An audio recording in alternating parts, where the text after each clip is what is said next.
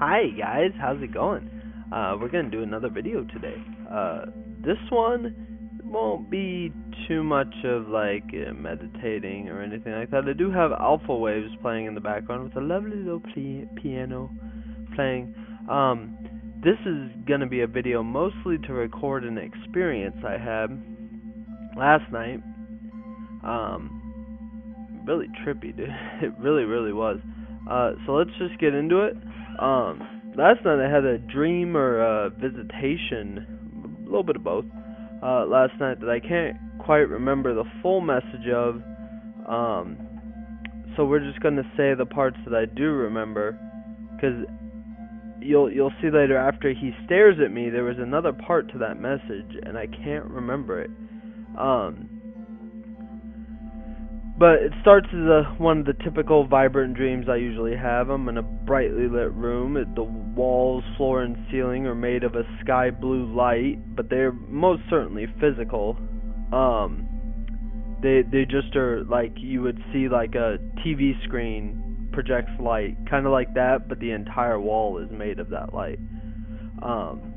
So me and about 20 other people stand on a slightly raised circular platform, also lit sky blue, and we dance to a single guitar playing, but then the guitarist kind of switches things up and starts strumming one note in particular, which is the high octave A, and which is why I have alpha playing, because yeah. Then as he strums repeatedly, is modulating the volume up and down, creating almost what sounded like a binaural beat, again, what I have playing. Me and the 20 others all started levitating as I exclaimed, "We did it! We finally did it!" Everyone in the room is singing, "Aww," to match the A note, and everyone's voice is also modulating with the volume as I further exclaim, "Guys, we finally did it! We finally mastered anti-gravity through tonal frequency." Yeah, obviously it was probably more excited than that, but I don't want to yell because the mic is really sensitive. The room fades to black and comes up again. Now we're all in the dimly lit room watching events unfold on a projection sheet. All future events in mankind's timeline. We see the fall of another empire. My guess is the U.S. empire. That's pretty much the only one left. I mean, Russia, China. My guess is the U.S. empire. The newscaster's voice exclaims, "Another one has fallen," as we turn our cameras towards the sky. More have come in visitation and celebration of a former age that has finally concluded. Those who from heaven came to earth have always been here. To which my dream body responds, "We're not entirely sure they've always been here. What about the Greys?" The news flashes over to Egypt, almost in response to my question, and the newscaster continues, "Those who were deemed the Greys have returned only to be greeted as liberators." She says, as I see two sort of deformed Greys, almost looking like they have the head of a squid, walking around, but like they still maintain like the alien eyes and the gray skin, so it's weird. But they're walking from the pyramid at Giza to their ship, which waits just outside. At this point in my dream, I start to fall asleep further in the actual dream, like I'm in a dream within a dream after this. When I open my eyes, there are a few lights on in the house.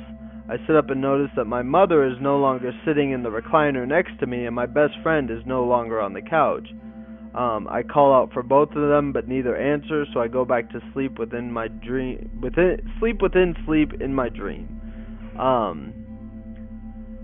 I feel as though I only blinked my eyes when I opened them again, and it's complete darkness, high vibrations running through my body, and this has happened before. I know this experience very fondly. I specifically remember that I was much calmer this time, which means the paralysis effect that is usually put on me in the dream state was lessened. Usually it penetrates me for the entire visitation, so as not to hurt myself or my visitor. However, after a few, I mean, it's a dream state, but I'm not really sure why the paralysis is there, but that's one of the reasons I get. However, after a few rapid, deep inhales, which is which just, it kind of, let's see, I usually do this when I first feel the paralysis effect, and I do this to see if I'm awake or not. And I actually exclaim to myself in my head, am I awake? No, still asleep. Okay, I know this feeling, all is well. And I just kind of relax, then the paralysis fades. And from down the hall I see a man, South American shaman I've never seen before. I didn't bother asking his name. He comes in shirtless with a grass skirt, holding a staff with a giant feather and a flower on top. Basically the stem of the flower composed the staff of, so he's basically holding a giant flower. Basically the stem of, yeah, I already read that part. He sat in the recliner just seconds before my mother had occupied. He shone with light, but his body was in shadow, and I had to sort of lean in kind of close to get to see what his face was like, but I only got dimly lit features. A rounder face, definitely South Central or Native American, mustache, strange eyes. They kind of twinkled, but yet they were squinted, and they were all black, and it was very weird. This man says in reference to my mother and friend, "You don't need to worry about them. I visited them also." I replied, "It's good to see you, brother. Glad you are here. Tell me what it is I need to know."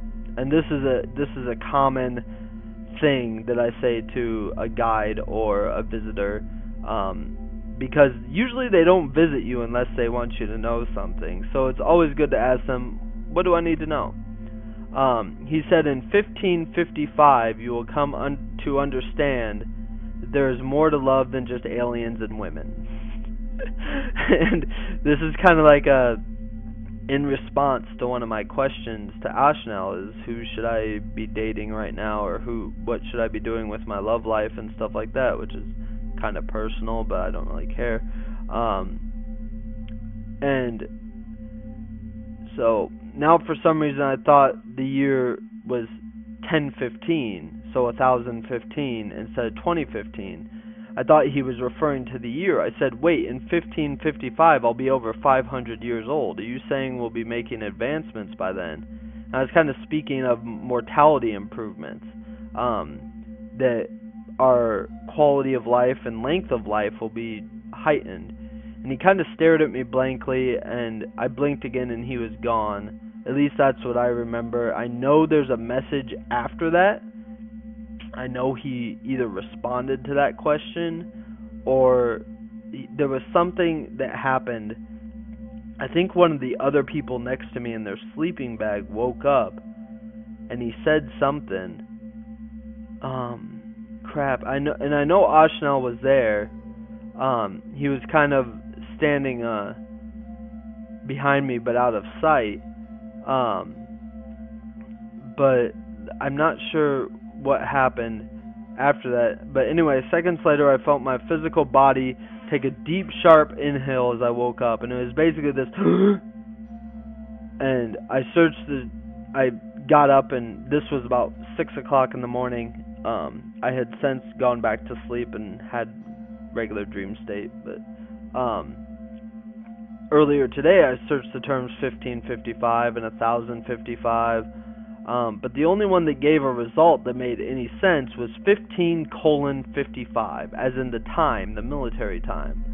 But I searched those exact numbers, and one of the first things to come up was 1 Corinthians 15:55, and which was, "Oh, where, O death, is your victory? Where, O death, is your sting?"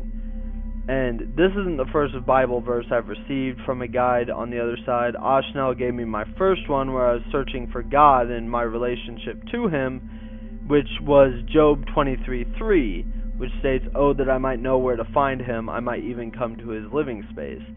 Now, I want to make perfectly clear that I don't read the Bible. I read it as a kid, but I don't ever remember hearing these verses, these two verses, and I guarantee these aren't the last ones they're going to show me. But these two verses, I have no recollection, at least in my wake mind, of ever hearing these verses or reading these verses. I gave up Christianity long ago. I'm not saying that these verses in any way make me want to go back, because I disagree with the church, but that's another story. We'll keep going. So really, 1 Corinthians speaks of death. And so what if, instead of a year date of 1555, what if he was really saying, in death you will come to understand there is more to love than just aliens and women? Which makes fucking perfect sense. Like, really, just, excuse me, cussing again, but anyway, it probably makes the most sense. And this isn't the first time I've ever received a coded message like this. I mean, Ashnael sends me coded messages all the time. But it was an interesting experience. I don't usually get visitations from guides that aren't Ashnael, really. I've had visitation from ETs and stuff like that, but never another guide. So maybe, I don't know, maybe I'll understand really when death finally comes. But then again, there is no death, so maybe I'll never know. Alright, catch you guys later.